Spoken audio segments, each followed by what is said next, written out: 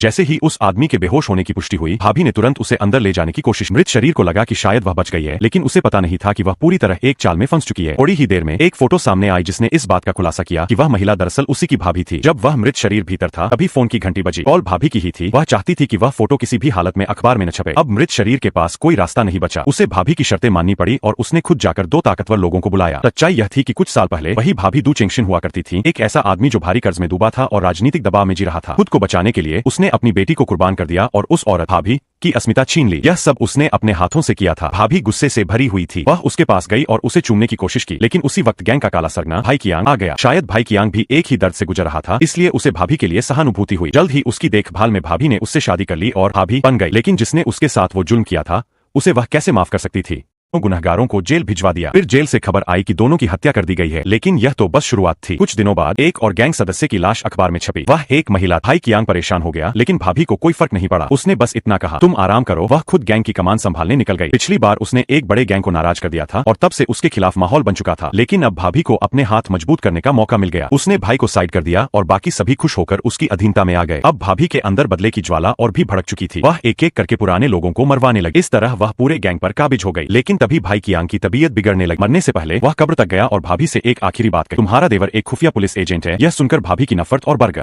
और जल्द ही वह खुफिया एजेंट चेंग जान मारा गया। अब भाभी हांगकांग एक्सियांग गैंग से भागना चाहती थी, बट वह पुलिस से नहीं बच सकी।